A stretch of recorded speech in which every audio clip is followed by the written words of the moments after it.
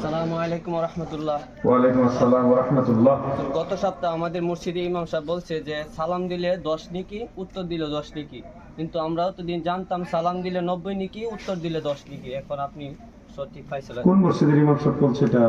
বাইতুন নূর জামে মসজিদ। কোন এলাকায় এটা? এটা আমাদের এলাকায়। আচ্ছা শুনেন, আমার যতটুকু জানা আছে সেই জানা অনুযায়ী উত্তর দিব। এর চেয়ে বেশি যদি কেউ জানেন আমাকে জানাইবেন। কিন্তু আপনাদের বলছি সালাম দিলে 10 নেকি কথাটা এটাও ঠিক না, উত্তর দিলে 10 নেকি ওইটাও ঠিক না। এখানে কথা আছে। কেউ যদি এইটুকু সালাম দেয় আসসালামু আলাইকুম তাহলে 10 নেকি, এরপরে যদি আরো একটু বাড়ায় ওয়া রাহমাতুল্লাহি তাহলে আরো 10 নেকি, এরপরে যদি আরো বাড়ায় ওয়া বারাকাতু তাহলে আরো 10 নেকি। উত্তরের ক্ষেত্রে ঠিক সেম, ওয়ালাইকুম আসসালাম 10 নেকি, ওয়া রাহমাতুল্লাহি আরো 10 নেকি, ওয়া বারাকাতু আরো 10 নেকি। তাহলে শুধুমাত্র 10 নেকি ফিক্সড করে বলা যাবে না, আপনাকে এইভাবে বুঝিয়ে বলতে হবে। 90 নেকির যে কথাটা, সালাম দিলে 10 নেকি, উত্তর দিলে 90 নেকি, এটা নিয়ে আমি বেশ কিছু কিতাবাদি ঘাটাঘাটি করছি, জানার চেষ্টা করছি যে আসলে 90 নেকির কথাটা কোনো একটা রেওয়ায়েতে পাওয়া যায় কিনা। আমি অনেকটা চেষ্টা করছি আলহামদুলিল্লাহ, কিন্তু এটার কোনো দলিল নস আমি পাই নাই।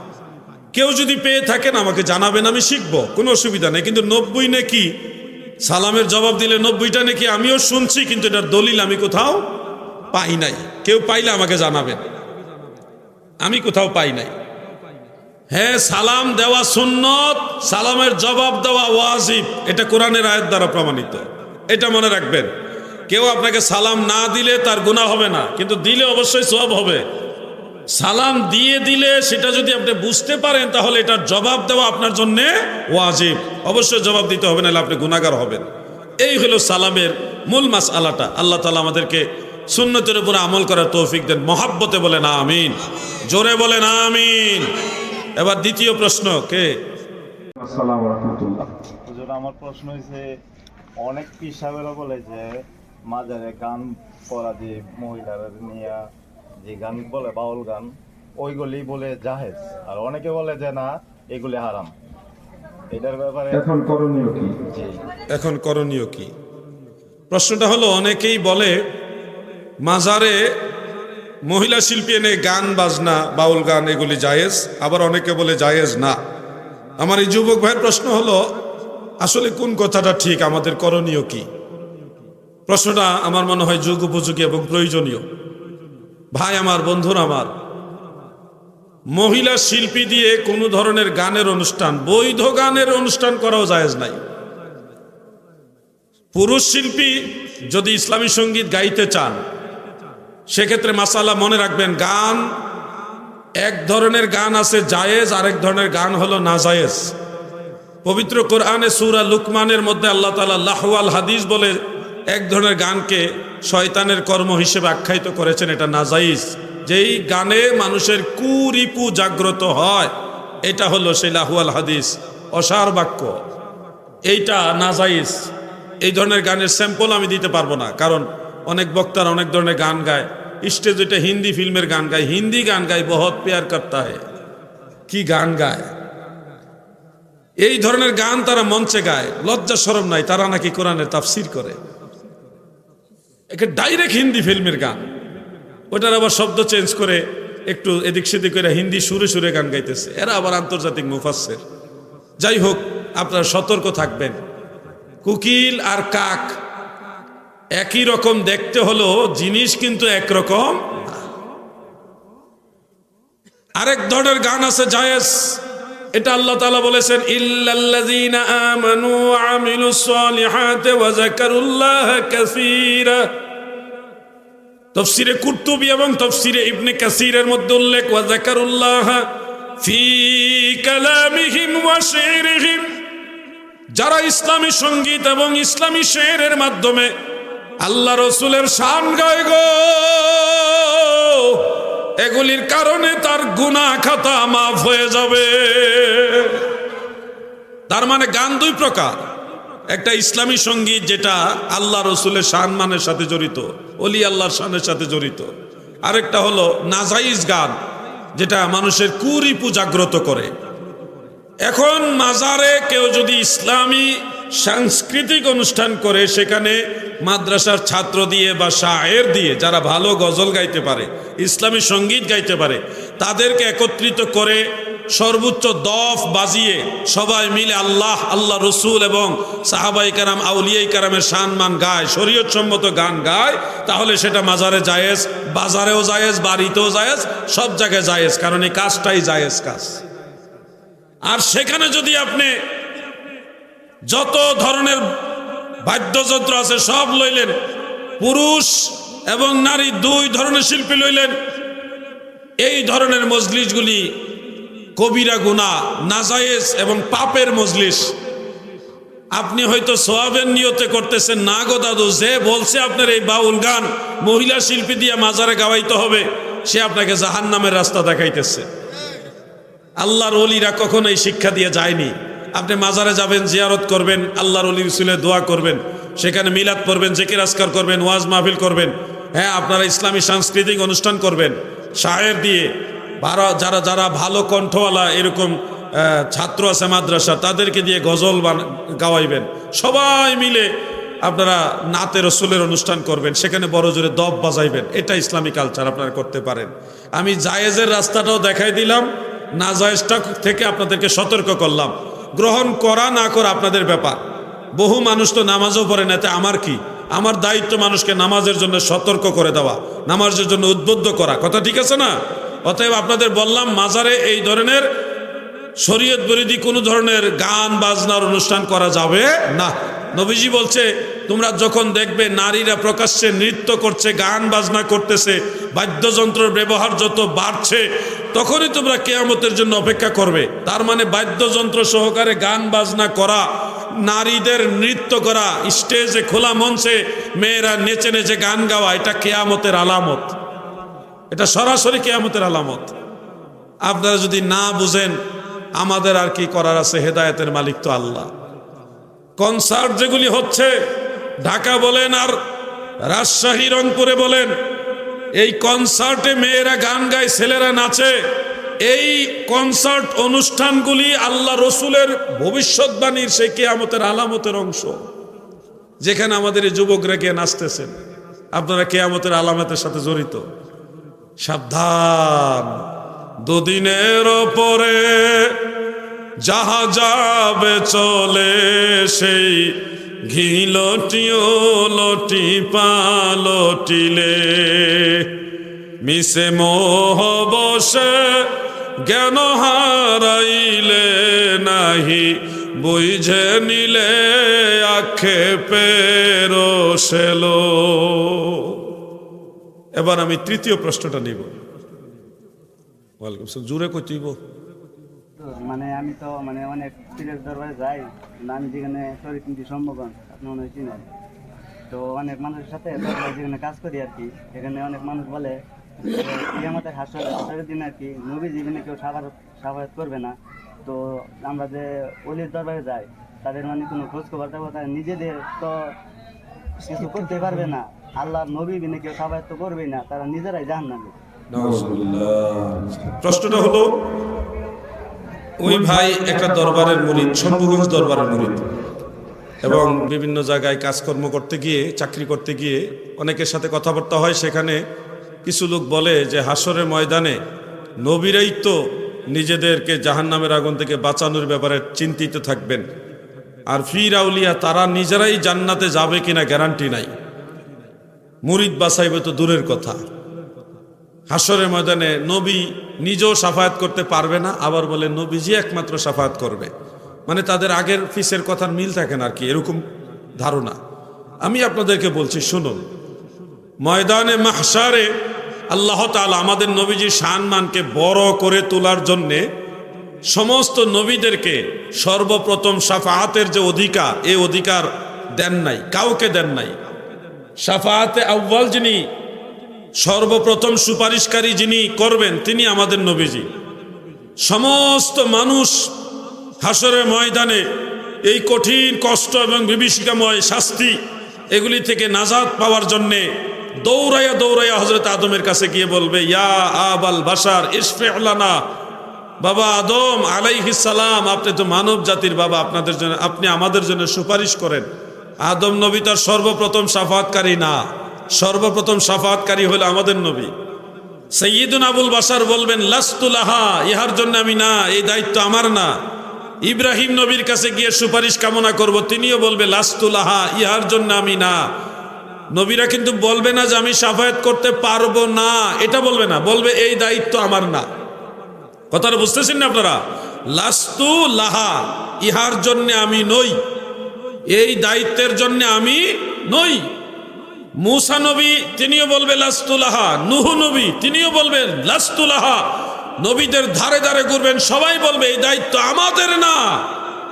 সর্বশেষ ঈসা নবীর কাছে গিয়ে যখন আমরা বলবো, তিনিও বলবে লাস্তু লাহা, এই দায়িত্ব আমার না, তবে আমি জানি এই দায়িত্ব রাহমাতুল লিল আলামিন নবীর।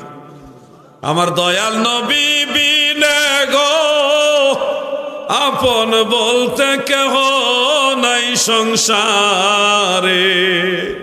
ওই সময় মানুষের ভিতরে এই অনুভূতিটা আসবে, এই হাসরের ময়দানে আমার নবী ছাড়া উপায় নাই। তখন সবাই নবীজির কাছে যাবে, গিয়ে বলবে ইয়া রাসূলুল্লাহি ইশফিউ লানা, নবী গো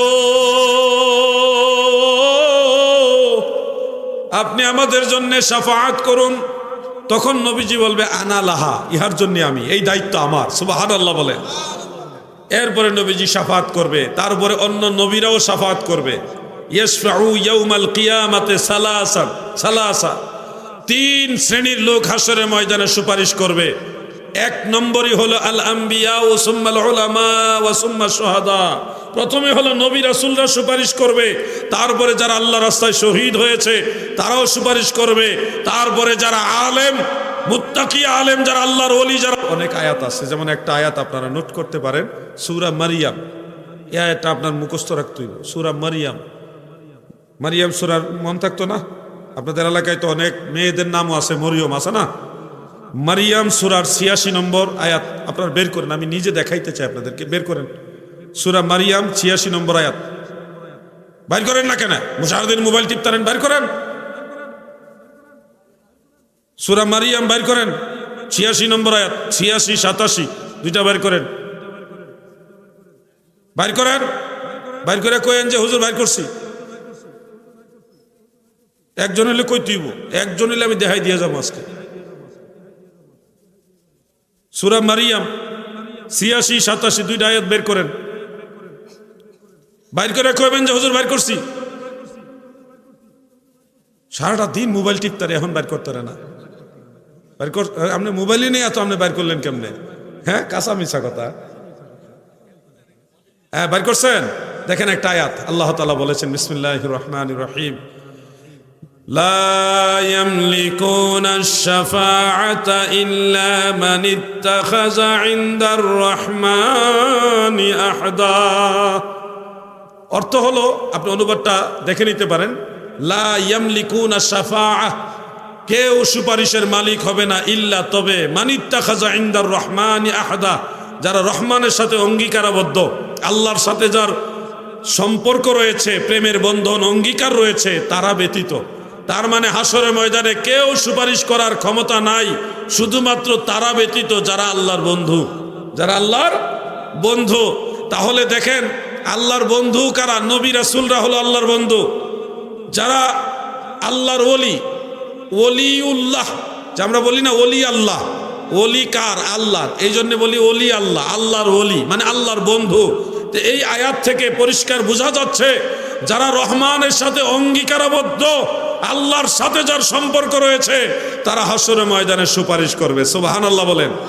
আয়াতটা মনে থাকবে নি আপনার? কোন সূরা? ৮৬, ৮৭ দুইটা। সূরা যুখরুফের মধ্যে আছে, দেখবেন সূরা যুখরুফের মধ্যে প্রায় সেম আয়াত, এক আয়াত আগে পিছে আর কি। সূরা যুখরুফের মধ্যে প্রায় সেম ওয়ালা ইয়ামলিকুল্লাযিনা ইয়াদউনা মিন দুনিহি, এইভাবে আয়াতটা রয়েছে, দেখবেন। ইল্লা মান শাহিদা বিল হাক্কি ওয়া হুম ইয়ালামুন, এটা সূরা যুখরুফের মধ্যে আছে। অর্থাৎ আল্লাহ তাআলার হক সম্পর্কে যারা সাক্ষ্য দেয়, আল্লাহর নবী রাসূল আউলিয়া কেরাম যারা, তারা হাসরের ময়দানে সুপারিশ করবে। আর তারা বলতেছে আল্লাহর ওলিদের নিজেদেরই খবর থাকবে না, তারাই তো জাহান্নামে যাইবো বা জান্নাতে যাবে কিনা গ্যারান্টি নাই। শোনেন, আল্লাহর ওলিদের মর্যাদা কি সেটা আপনারা পরে ভাববেন, আপনারা আগে নিজেদের সম্পর্কে ভাবেন। আপনারা যদি মুমিন হয়ে থাকেন, অবশ্যই আমি বিশ্বাস করি আপনারা মুমিন। এই মুমিন হয়ে যদি মরতে পারেন, আল্লাহ তাআলা বলেন ওয়াবাশশিরিল মুমিনিন আমি বিআন্না লাহুম মিনাল্লাহি ফাদলান কাবীরা। ওয়াবাশশিরিল মুমিনিন, হাবিব আমার মুমিনদেরকে সুসংবাদ দেন, বিআন্না লাহুম, অবশ্যই মুমিনদের জন্য রয়েছে মিনাল্লাহি ফাদলান কাবীরা, আল্লাহর তরফ থেকে অনেক বড় দয়া। সুবহানাল্লাহ, সুবহানাল্লাহ বলেন। আপনারাই জান্নাতে যাবেন, সুসংবাদ দিতেছে আল্লাহ। আপনারা যদি ইমানদার হয়ে মরতে পারেন, আল্লাহ আপনাদের বলতেছে আপনারা জান্নাতে যাবেন। শুধু জান্নাত না, আল্লাহ বলছে শুধু জান্নাত দেব না, বড় ধরনের অনুগ্রহ দয়া আমি আল্লাহ তাদেরকে করব। সুবহানাল্লাহ বলেন। যেখানে আপনাদের গ্যারান্টি আছে জান্নাতে যাবেন, তো আরো আল্লাহ তাআলার অনেক দয়া পাবেন, আর সেখানে আল্লাহর ওলিরা জান্নাতে যাবে কিনা গ্যারান্টি নাই। এই কথাটা আপনি কিভাবে বলেন? কথা বুঝেন নাই নাকি? আপনাকে নিজেদেরকে এত হালকা মনে করেন? আল্লাহ আপনাদেরকে অনেক ভালোবাসে, এই জন্য আখিরি পয়গম্বরের উম্মত বানাইছে। নাইলে নূহ নবীর উম্মত বানাইতে পারতেন, ওই ইদ্রিস নবীর উম্মত বানাইতে পারতেন। আল্লাহ রাহমাতুল লিল আলামিন নবীর উম্মত বানাইছে। তো এইটা কি আল্লাহর দয়া না? আপনাদের প্রতি আল্লাহর দয়া না? এরপরে দেখেন, আপনি সুবহানাল্লাহ বলে একবার, আর সওয়াব লেখা হয় সর্বনিম্ন 10 বার। যদি আর একটু মহব্বত বাড়ায় দেন, তাহলে এই একবার সুবহানাল্লাহর সওয়াব হয়ে যায় 70 বার। যদি আর একটু মহব্বত বাড়ায় দেন, তাহলে একবার সুবহানাল্লাহর সওয়াব হয় 700 বার। যদি এই সুবহানাল্লাহর মহব্বত আরো বাড়ায় দেন, তাহলে এটার সওয়াব কোনো সংখ্যায় রাখবে না। আল্লাহ তাআলা বলে বেগাইরে হিসাব, আমি বেহিসাব সওয়াব দেব এটা। কিন্তু আপনি বলছেন একবার, বলছেন কয়বার? একবার। আপনাকে বাড়াইতে বাড়াইতে আল্লাহ বলে বেহিসাব দেব আমি। এটা কেন দিবে? আল্লাহর হাবিবের কারণে। আপনার কি মর্যাদা, আর সেখানে আল্লাহর ওলিদের অবস্থা কোথায়? চিন্তা করেন। তোমরা দেখো গো আসিয়া, ভাজা ডিমে তাজা মুরগি বানাইছে আউলিয়া। শুনলে তো মনে করেন এরা পীর আউলিয়ার কিচ্ছা কয়, বাপদাদার কাহিনী কয়। ওনারা সাইদি সাহেবের গল্প স্টেজে করলে এটা বাপদাদার কাহিনী হয় না। আমরা গাউসে পাক আব্দুল কাদের জিলানী, খাজা মঈনুদ্দিন চিশতি, বাবা শাহজালাল ইয়ামানি, আল্লাহর ওলিদের কথা বললে হয়ে যায় এটা বাপদাদার কাহিনী। কি আজীব ব্যাপার। আমরা বলছি না যে আলেমদের কথা বলা যাবে না, বলবেন। আলেম ওলামা ভালো কিছু করে গেলে সেটা আপনারা আলোচনা করবেন। তার মানে এই নাই যেটা বাপদাদার খিচ্চা খাইনি হয়ে গেছে। আমরা আল্লাহর ওলিদের কথা বলি, বলে মানুষকে শিক্ষা দেই, মানুষকে ইসলামের প্রতি উদ্বুদ্ধ করি। ভাজা ডিমে তাজা মুরগি বানাইছে আউলিয়া। গাউসে পাকের দরবারে এক লোক ডিম হাদিয়ে দিছিল, দিয়া পরে আবার এসে হুজুর আমার ডিমটা ফেরত দেন। নারায়ে তাকবীর, নারায়ে রিসালাত।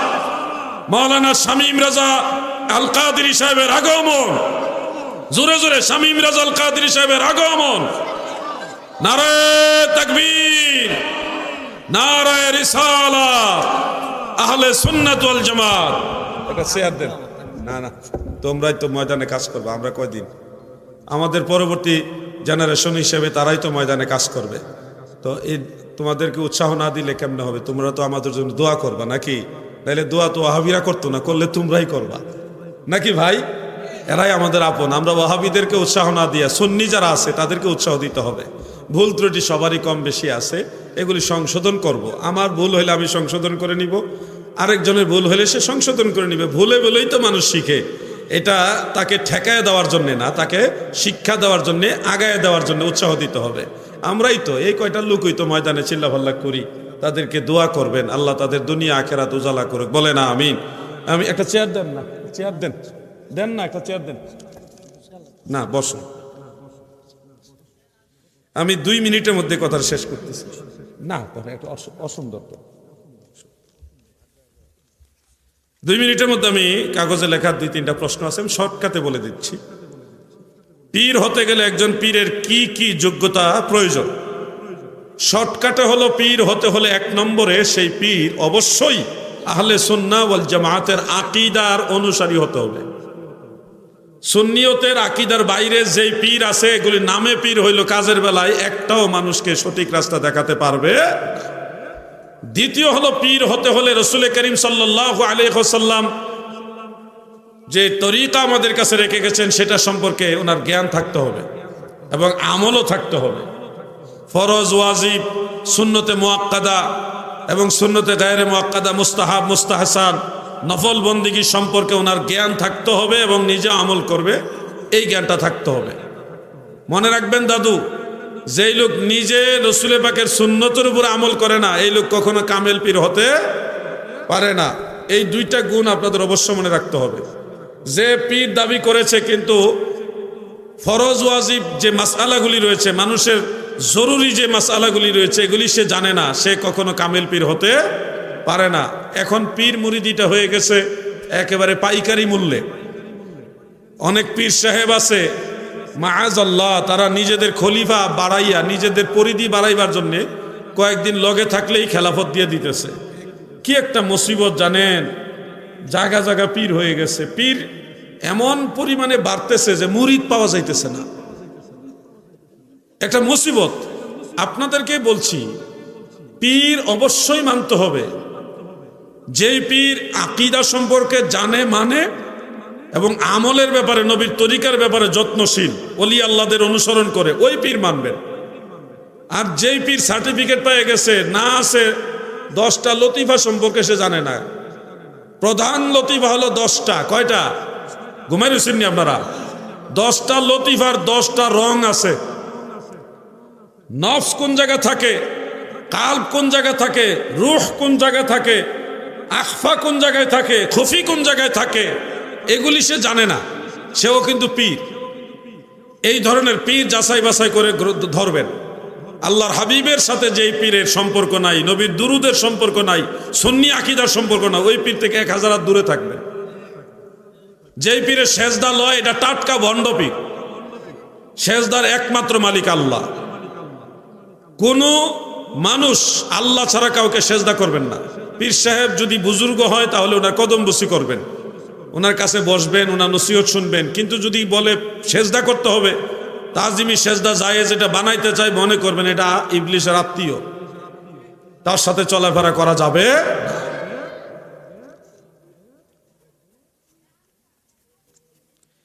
রজব মাসে বিভিন্ন জায়গায় খাজা বাবার ওরস এর নামে বাউল, এটা উত্তর হয়ে গেছে, শেষ।